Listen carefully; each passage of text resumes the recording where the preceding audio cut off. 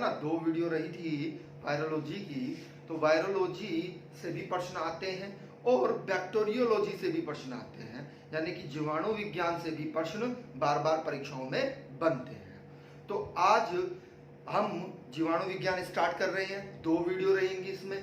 एक में तो इसका जो सामान्य अध्ययन है, यानी कि सामान्य परिचय जो है उसको पढ़ लेंगे, कितने प्रकार के होते हैं, आकृति के आधार पर कितने जीवाणु होते हैं, है ना।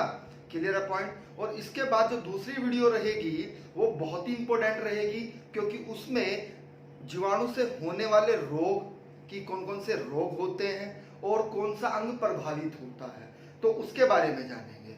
ठीक है, तो जो नए व्यूवर्स हैं जिन्होंने हमारे चैनल को सब्सक्राइब नहीं किया है वो हमारे चैनल को सब्सक्राइब कर ले और बेल आइकन ऑन कर ले। ठीक है ना। तो आप प्लेलिस्ट में जाइएगा, प्लेलिस्ट बनी हुई है, हर विषय की प्लेलिस्ट अलग है, आप वहां पर जाकर सारे लेक्चर देख सकते हैं। ठीक है, आइएगा स्टार्ट करते हैं। देखिएगा वास्तव में जीवाणु होता क्या है, यानी कि कहने का तात्पर्य यह है कि जीवाणु को क्या रखा गया, एक अलग ही वर्गीकरण दिया गया। क्यों दिया गया अलग ही वर्गीकरण? क्योंकि ये बहुत सारे प्रकार के थे। जैसे विषाणु एक विशेष प्रकार का क्या था, जीव था, ऐसे ही अब बैक्टीरिया जो है वह भी क्या है, एक विशेष प्रकार का ही जीव है, लेकिन वायरस से थोड़ा बड़ा है ना। सबसे छोटा जीव कौन सा है, वायरस है, और वायरस से बड़ा कौन सा है, जीवाणु है। ठीक है, तो इन्हें भी एक अलग ही वर्गीकरण में रखा गया, और जिसमें इसका अध्ययन किया जाता है उसे ही हम क्या कहते हैं, बैक्टीरियोलॉजी कहते हैं। अर्थात जीवाणु का अध्ययन जिसमें किया जाता है उसे ही क्या कहा जाता है, बैक्टीरियोलॉजी कहा जाता है, अर्थात जीवाणु विज्ञान कहा जाता है। वास्तव में होता क्या है, बिल्कुल ध्यान समझिएगा कि ये प्रोकैरियोटिक है। जीवाणु जितने भी हैं क्या है, प्रोकैरियोटिक हैं। क्यों प्रोकैरियोटिक हैं? क्योंकि इनके अंदर, बिल्कुल ध्यान समझिएगा, कोई भी कोशिकांग नहीं पाया जाता है। बात समझ में आ रही है? इसमें कोशिकांग नहीं पाया जाता है ना। आ रही है बात समझ में? ये स्ट्रक्चर हमने बनाई हुई है, ठीक है, इसको समझिएगा आप बिल्कुल ध्यान से।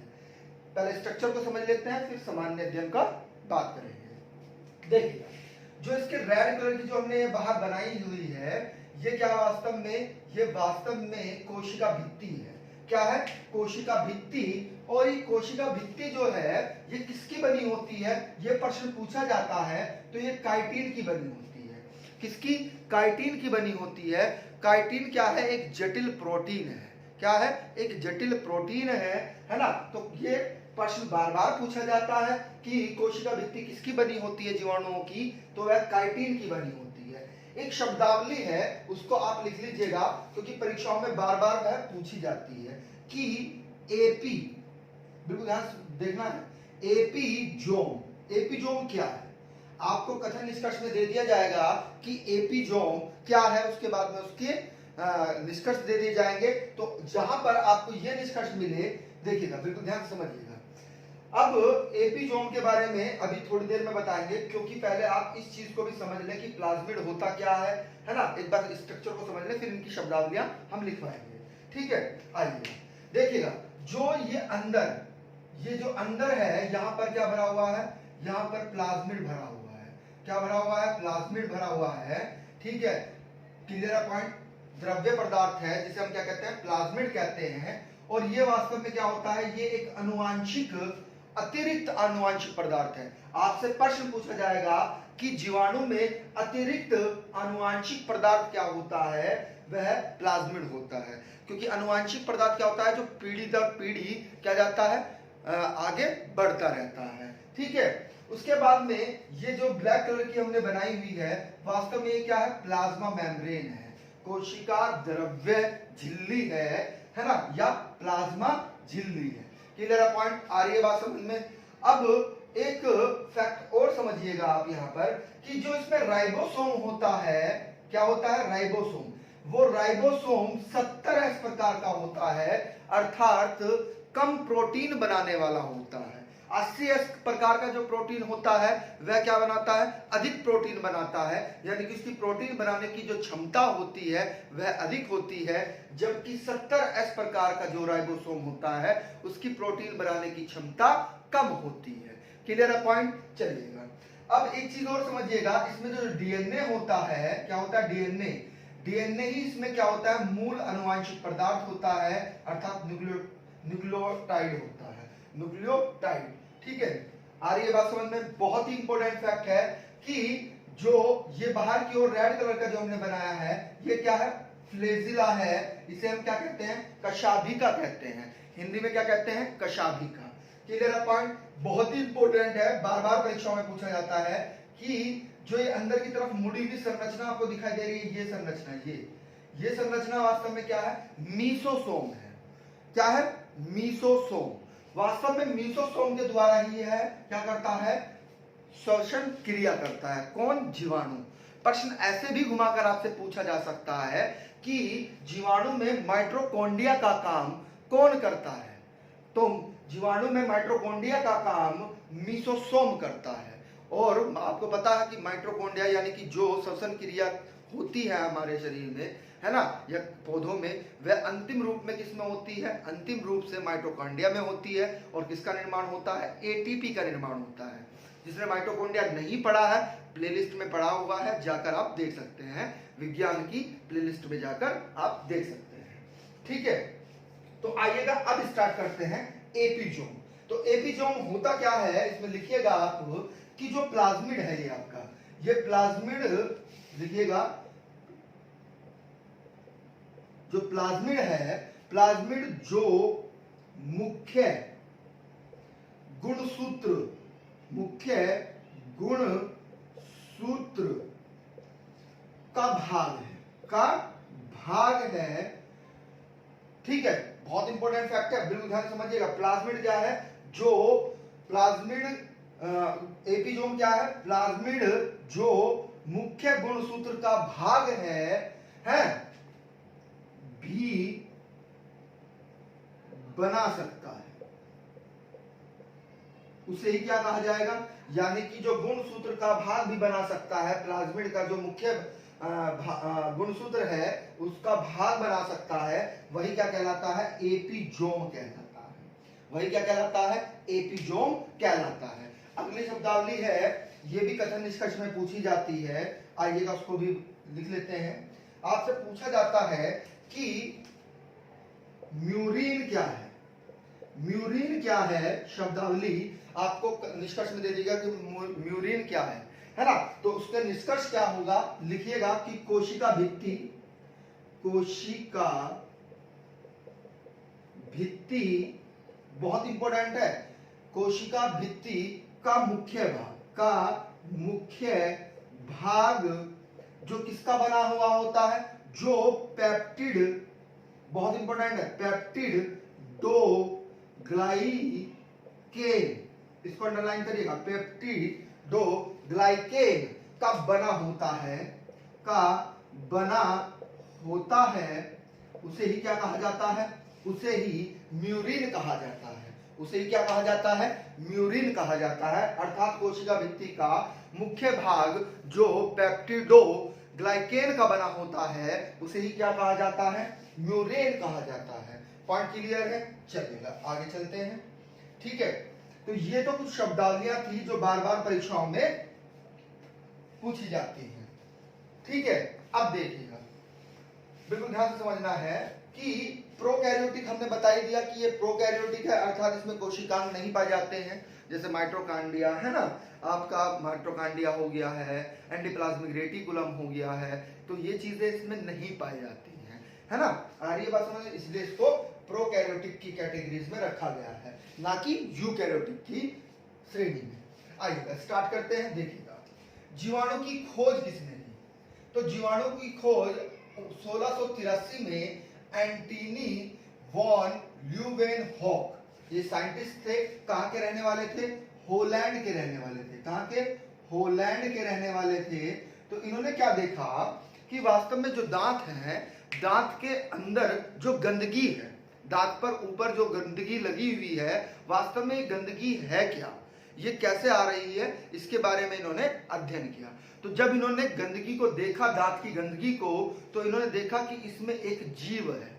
क्या है, इसमें एक जीव है, और उसी जीव को इन्होंने क्या कहा, बिल्कुल ध्यान से समझिएगा, बहुत इंपॉर्टेंट फैक्ट है ये, बार बार कथन निष्कर्ष में पूछा जाता है कि दांत की गंदगी को इन्होंने देखा और देखा कि इसमें एक जीव है और इस जीव का नाम है टीनी एनीमेलकस, एनीमेलकस। ठीक है, बहुत इंपॉर्टेंट है। तो उसे क्या नाम दिया? उसे नाम दिया टीनी एनीमेलकस नाम दिया। और इन्होंने वास्तव में इलेक्ट्रॉन माइक्रोस्कोपी, ये पूछा जाएगा, हम बोल रहे हैं कि किस माइक्रोस्कोपी के माध्यम से देखा गया था, तो इलेक्ट्रॉन माइक्रोस्कोपी के माध्यम से देखा गया था और वास्तव में 2 लाख गुना बड़ा करके इसको देखा गया था। 2 लाख गुना बड़ा करके इलेक्ट्रॉन माइक्रोस्कोपी से इसको देखा गया था। ठीक है, आइए, ये क्या है? वास्तव में एक कोशिकीय जीव है। जीवाणु क्या होता है? एक कोशिकीय जीव होता है। अब होता क्या है, बिल्कुल ध्यान से समझिएगा कि लुईस पाश्चर जो वैज्ञानिक थे, उन्होंने किण्वन किया। जब वह किण्वन पर कार्य कर रहे थे तो उन्होंने देखा कि वास्तव में जो पदार्थों को सड़ाने और गलाने का कार्य कर रहा है वह वास्तव में और कोई नहीं, वह वास्तव में कौन है? वह जीवाणु है, जो पदार्थों को सड़ा रहा है और उनको गला रहा है। क्योंकि ये किण्वन पर कार्य कर रहे थे लुईस पाश्चर जी, तो इन्होंने देखा। कब? 1876 में। कब? 1876 में। अब इससे पहले एक और वैज्ञानिक थे, इरहेनबर्ग। इन्होंने क्या किया? 1829 में इसका नामकरण किया, है ना। आपसे प्रश्न देखिएगा, अगर प्रश्न ये पूछा जाएगा कि खोज किसने की, तो ल्यूमेनहोक साहब ने की, लेकिन नाम किसने दिया? नाम जीवाणु जो दिया वह इरेनबर्ग ने दिया। कब? 1829 में। पॉइंट क्लियर है? बात समझ में आ रही है? ठीक है, आगे चलते हैं। अब जो जीवाणु होते हैं वास्तव में वह जंतु हैं, लेकिन इनमें इनका जो गुण है वह है पौधों के भी होते हैं। इनमें कुछ गुण, ऐसे करके लिखिएगा, लेकिन इनमें कुछ गुण कैसे होते हैं? कुछ गुण पौधों के भी होते हैं। क्लियर है पॉइंट? इनका जो आकार होता है वह कैसा होता है? कितना होता है? तो 5 माइक्रोन से लेकर 10 माइक्रोन तक हो सकते हैं। यानी कि 0.5 माइक्रोन से लेकर कितने? 10 माइक्रोन तक ये है हो सकते हैं। पॉइंट क्लियर है? चलिएगा, अब पूछा जाता है कि ये कैसे जीव है, तो ये परजीवी जीव है। कैसे? परजीवी। एक मिनट पानी पी लें। परजीवी क्या होता है? यानी कि जो दूसरे के ऊपर आश्रित रहता है। किसके? जो दूसरों के ऊपर आश्रित रहता है, अर्थात जो दूसरों से क्या करता है? भोजन प्राप्त करता है। अपने जीने के लिए दूसरों के ऊपर आश्रित रहता है, दूसरों से ही भोजन प्राप्त करता है, तो उन्हें क्या कहते हैं? परजीवी कहते हैं। और परजीवी में अगर आपको कहा जाए कि कोई एग्जाम्पल देना है, तो परजीवी बैक्टीरिया का आप एग्जाम्पल लिख लीजिएगा। Micro bacteria. माइक्रो बैक्टीरिया जो है वास्तव में वह क्या है? वह परजीवी है। क्या है? परजीवी है। अब आपको कहा जाता है कि ये मर्तोपजीवी भी है। तो बैक्टीरिया मर्तोपजीवी का मतलब क्या है? यानी कि मरे सड़े जो मर गए हैं, तो ये जो मरे हुए जीव होते हैं उनके ऊपर ही क्या हो जाते हैं? आश्रित हो जाते हैं, उग जाते हैं। इसीलिए इनको क्या कहा जाता है? मर्तोपजीवी कहा जाता है। तो मर्त्योपजीवी का अगर आपसे एग्जाम्पल पूछा जाए तो आप मर्तोपजीवी का एग्जाम्पल क्या देंगे? मर्तोपजीवी बैक्टीरिया का एग्जाम्पल लिख लीजिएगा। बेसिलस, ये रोड के आकार का होता है ना, इसीलिए इसको बेसिलस कहा गया है। बेसिलस माइक्रोडिस। ठीक है, ये कैसा है? ये मर्तोपजीवी जीवाणु होता है। अगर आपसे कहा जाए कि यह सहजीवी भी होते हैं। अब सहजीवी क्या होते हैं? यानी कि जब दो जीव आपस में परस्पर संबंध बनाकर अपना जीवन व्यतीत करते हैं तो उसे ही क्या कहा जाता है? सहजीवी कहा जाता है। उसे क्या कहा जाता है? सहजीविता कहा जाता है। और ऐसे जीवों को क्या कहा जाता है? सहजीवी जीव कहा जाता है। तो सहजीवी का भी आप एग्जाम्पल लिख लीजिएगा, है ना। आपको दिखाई नहीं दे रहा होगा तो हम रफ कर रहे हैं, दोबारा से लिख रहे हैं। आइएगा, तो सहजीवी का एग्जाम्पल देखिएगा कौन सा बैक्टीरिया है। तो सहजीवी का लिख लीजिएगा, सहजीवी बैक्टीरिया का राइजोबियम। राइजोबियम क्या है वास्तव में? वह सहजीवी जीवाणु है। कैसा जीवाणु है? सहजीवी जीवाणु है। क्लियर है पॉइंट? अगर आपसे पूछा जाए, एक कैटेगरी इसकी और रह जाती है ना, कि ये वास्तव में स्वपोषी भी होते हैं, यानी कि कुछ जीवाणु क्या होते हैं? अपना भोजन अपने आप ही बना लेते हैं, तो उन्हें क्या कह दिया गया है? उन्हें वास्तव में सहपोषी जीवाणु कह दिया गया है, यानी कि वह अपना भोजन अपने आप ही बना लेते हैं जीने के लिए। तो ऐसे एग्जाम्पल में हम किसका एग्जाम्पल देंगे? कैलोरोबियम। कैलोरोबियम जीवाणु जो होता है वह सहपोषी जीवाणु होता है, क्योंकि कभी कभी एग्जाम्पल में इनका नाम दे दिया जाता है और आपसे प्रश्न पूछ लिया जाता है, तो इनको भी आप नोट आउट जरूर कर लीजिएगा। देखिएगा अगला फैक्ट समझिएगा। देखिएगा, अब हम बात करते हैं कि इसमें कोशिकांग नहीं पाए जाते हैं, वो चीज हमने आपको बता दी। वास्तव में जीवाणु जो है वह समूह के रूप में भी पाए जाते हैं और एकल भी पाए जाते हैं, अर्थात कई सारे समूह के रूप में भी ये पाए जाते हैं और अकेले अकेले भी ये पाए जाते हैं। क्लियर है पॉइंट? अब बहुत ही इंपॉर्टेंट फैक्ट है, ये बार बार परीक्षाओं में पूछा जाता है कि वास्तव में जो रॉबर्ट कोच साहब थे, वैज्ञानिक थे, इन्हें क्या कहा जाता है? सूक्ष्म जीव विज्ञान के जनक कहा जाता है, अर्थात माइक्रोलॉजी शब्द को समझिएगा। माइक्रोलॉजी के जनक कौन थे? तो रॉबर्ट हुक साहब थे, सॉरी कोच साहब थे। ठीक है, इन्होंने ही क्या किया? वास्तव में इन्होंने ही जो मनुष्यों में टीबी रोग होता है, किसमें? मनुष्यों में जो टीबी रोग होता है, क्लियर पॉइंट? बात समझ में आ रही है? तपेदिक रोग भी इसको ही कहते हैं। तो इसको और जो किसमें? जंतुओं में यानी कि पशुओं में जो एंथ्रेक्स रोग होता है, इनको अलग किया था। इन्होंने ही बताया था कि टीबी रोग जीवाणु से हो रहा है जो मनुष्यों में होता है, और एंथ्रेक्स जो किसमें होता है? जंतुओं में होता है। ठीक है, क्लियर पॉइंट? रॉबर्ट कोच साहब ने ही बताया था। ये भी प्रश्न पूछ लिया जाता है, जीवाणुओं के कारण ही ये रोग होता है। देखिएगा, 1 ग्राम मिट्टी में 1 करोड़ जीवाणु हो सकते हैं। बहुत इंपॉर्टेंट प्रश्न है। कितने? 1 ग्राम मिट्टी में कितने हो सकते हैं? 4 करोड़ जीवाणु हो सकते हैं। 1 मिलीलीटर जल में 10 लाख जीवाणु हो सकते हैं। ये प्रश्न पूछे गए हैं। प्रश्न को घुमा दिया था, प्रश्न को ऐसे पूछा गया था कि एक बूंद, जो जल की एक बूंद होती है, उसमें कितने जीवाणु हो सकते हैं? तो उसमें आपके 10 करोड़, 1 करोड़ से 10 करोड़ जीवाणु हो सकते हैं। ठीक है, क्लियर पॉइंट? अगला, अब आकृति के आकार पर जीवाणुओं का अगर हम प्रकार पढ़ें तो सबसे पहले है दंडजाणु। ठीक है, दंडजाणु इसे हम क्या कहते हैं? बेसिलस कहते हैं, यानी कि यह रोड की तरह होता है। किसकी? रोड सड़क वाली नहीं, जो पाइप वाली रोड रहती है, या कुछ इस प्रकार का होता है, तो इसीलिए इसको क्या कहा गया है? बेसिलस कहा गया है। क्या कहा गया है?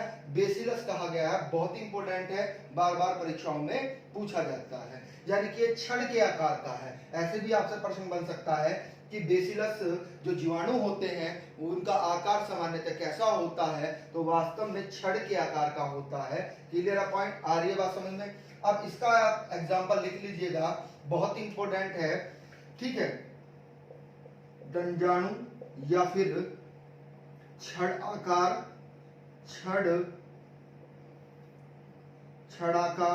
है ना, इनको क्या कहा जाता है? बेसिलस कहा जाता है। बेसिलस कहा जाता है। और इसका एग्जाम्पल आप लिख लीजिएगा, लैक्टोबेसिलस। इसका एग्जाम्पल क्या है? लैक्टोबेसिलस, है ना? आ रही है बात समझ में? दूसरा भी लिख लीजिएगा, इसका नाम बेसिलस ट्यूबरक्लोसिस।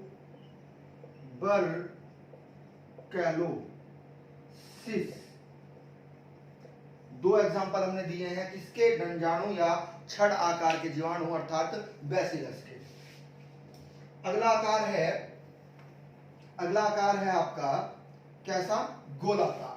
तो गोलाकार जो जीवाणु होते हैं उन्हें क्या कहा जाता है? कोकाई, कोकाई कहा जाता है। ये वास्तव में गोलाकार हैं। इसका एग्जाम्पल आप लिख लीजिएगा। इसका एग्जाम्पल है माइक्रोकोकस। माइक्रोकोकस जीवाणु जो है वास्तव में वह कैसा होता है? गोलाकार होता है ना? कैसा होता है? गोलाकार होता है, बिंदी के आकार का होता है। क्लियर है पॉइंट? आ रही है बात समझ में? अगला अगर हम बात करें तो सर्पिला, ठीक है, सांप की तरह सर्पिला अणु, सर्पिल अणु यानी कि सांप के आकार की तरह जो होता है, या इसे आप ऐसे भी लिख सकते हैं सर्पिला को, सर्पिलाणु को दूसरा नाम क्या देंगे? कुंडलित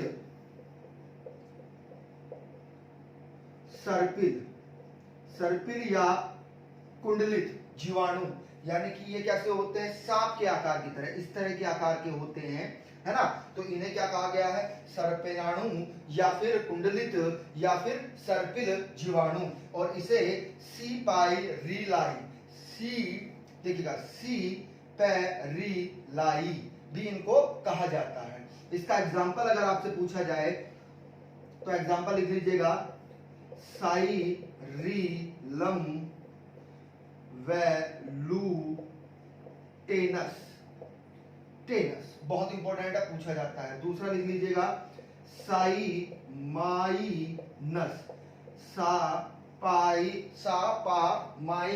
सापाइमाइनस। थोड़े टेढ़े नाम होते हैं, ठीक है। अगर आपसे पूछा जाए, अब सामान्यतः तो 3 प्रकार के होते हैं, लेकिन कोमे के आकार का भी क्या होता है? कोमे के आकार का भी जीवाणु होता है। आपको पता है कि इंग्लिश में जो आप पढ़ते हैं कोमा लगा देते हैं, कुछ इस प्रकार का। ये क्या है वास्तव में? कोमा। तो इस आकार के भी जीवाणु होते हैं, ठीक है। उसका भी आप एग्जाम्पल लिख लीजिएगा, है ना? तो कभी कभी परीक्षाओं में एग्जाम्पल भी पूछ ले जाते हैं। विब्रियो कोलेरी, ये इसका क्या है? एग्जाम्पल है। Clear point? चलेगा, आगे चलते हैं। अब प्रश्न ये भी बार बार परीक्षाओं में बनता है, बहुत ही महत्वपूर्ण है, कि ई कोलाई, आपने पढ़ा होगा बायोखंड में, ई कोलाई, इसे क्या कहते हैं? एक्सचेरिचिया कोलाई कहते हैं। पूरा नाम इसका यही है। और ये वास्तव में मानव की आंत में पाया जाता है। किसकी? मानव की आंत में पाया जाता है। ये भी प्रश्न बार बार परीक्षाओं में पूछा जाता है कि मानव की आंत में कौन सा जीवाणु पाया जाता है? तो ई कोलाई पाया जाता है, जिसका साइंटिफिक नेम एचेरिचिया कोलाई है, जो मानव की आंत में पाया जाता है। अब बहुत ही इंपॉर्टेंट फैक्ट बनेगा कि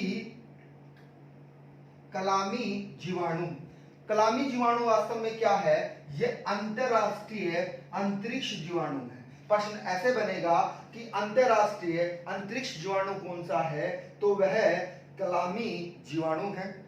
इसको समझिएगा।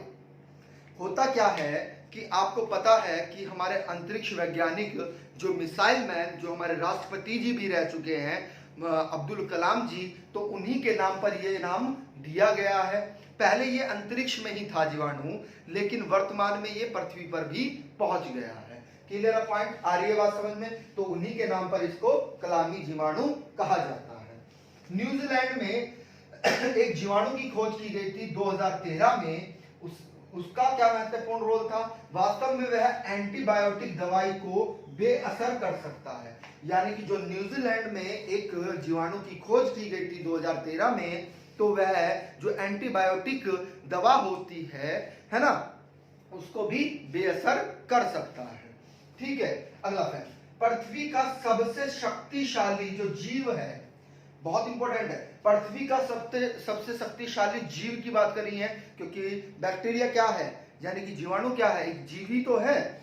तो उसका नाम क्या है? तो गोनोरिया है। गोनोरिया जीवाणु पूरी पृथ्वी का यानी कि विश्व का सबसे शक्तिशाली जीव है। क्यों है? क्योंकि यह अपने वजन से 1 लाख गुना वजन क्या कर सकता है? उठा सकता है। बहुत इंपॉर्टेंट फैक्ट है कि अपने वजन से 1 लाख गुना, क्लियर है पॉइंट? 1 लाख गुना वजन को क्या कर सकता है, उठा सकता है। ठीक है, अगला देखिएगा, नवजात जो बच्चे होते हैं उनमें एक भी जीवाणु नहीं होता है, उनमें एक भी जीवाणु नहीं होता है। किसी बच्चे ने जन्म लिया है तो उसमें कोई भी जीवाणु नहीं होगा। क्लियर है पॉइंट। अब आपसे प्रश्न ये भी पूछा जाता है कि सबसे कम लंबाई वाला जीवाणु कौन सा है, तो 2 के नाम आते हैं। पहला है यूबेकेटेरियम, यूबेकेटेरियम बहुत इंपॉर्टेंट है, और दूसरा है डायलिस्टर, डायलिस्टर न्यूमोस्टेनिस, न्यूमोस्टेनिस बहुत इंपॉर्टेंट है। दोनों नाम आपको याद रखने हैं, भूलना नहीं है, क्योंकि कभी कभी प्रश्न बिल्कुल सरल बन जाते हैं। सबसे बड़ा जीवाणु, सबसे बड़ा जीवाणु कौन सा है, तो बेगिया ओटा, बेगिया ओटा मीराबिलस, मीराबिलस पूरा नाम क्या है, बेगी या ओटा मेराबिलस। ठीक है, बहुत इंपॉर्टेंट है। अब दूसरा प्रश्न समझिएगा कि सबसे अधिक लंबाई वाला जीवाणु कौन सा है, तो सबसे अधिक लंबाई वाला जीवाणु जो है वह है स्पाइरिलियम, स्पाइरिलियम वोलुटेंस, वोलुटेंस बहुत इंपॉर्टेंट है ना। ये लंबाई के आधार पर सबसे बड़ा जीवाणु होता है। ठीक है, अब इससे भी महत्वपूर्ण प्रश्न ये बनता है कि जो हमारे वैज्ञानिक थे बॉक्समैन, तो बॉक्समैन जी ने एक जीवाणु से ही एक एंटीबायोटिक दवाई बनाई थी। तो प्रश्न ऐसे बनता है कि जो एंटीबायोटिक दवाई जीवाणु के माध्यम से बनी थी, जीवाणु के माध्यम से जो एंटीबायोटिक दवाई बनी थी वह किसने बनाई थी, तो वह बॉक्समैन साहब ने बनाई थी। और कभी कभी परीक्षाओं में उस एंटीबायोटिक दवा का नाम भी पूछ लिया जाता है। तो जो बॉक्समैन जी द्वारा एंटीबायोटिक दवाई बनाई गई थी उसका नाम है स्ट्रेप्टोमाइसिन, स्ट्रेप्टोमाइसिन। क्लियर है पॉइंट, बात समझ में आ रही है। तो अगर आपको लेक्चर अच्छा लगा हो तो इसे लाइक करिएगा, और जो नए व्यूअर्स हैं जिन्होंने हमारे चैनल को सब्सक्राइब नहीं किया है वो हमारे चैनल को सब्सक्राइब कर ले और बेल आइकन ऑन कर ले। ठीक है, और लाइक और कमेंट के माध्यम से हमें बताइएगा कि आपको लेक्चर कैसा लगा। और एक चीज और है, इससे जो नेक्स्ट वीडियो आएगी वह आपके लिए बहुत ही ज्यादा महत्वपूर्ण रहेगी, क्योंकि उससे संबंधित प्रश्न आपकी परीक्षाओं में निश्चित आने हैं। क्योंकि प्रश्न ये बनता है कि जीवाणु से होने वाले रोग और शरीर का कौन सा, मानव के कौन से शरीर का अंग उससे प्रभावित होता है ना। तो ये भी प्रश्न आपसे परीक्षाओं में बनते हैं। ठीक है, तो पढ़ाई करते रहिएगा, आपको सफलता निश्चित ही मिलेगी। ठीक है, थैंक यू।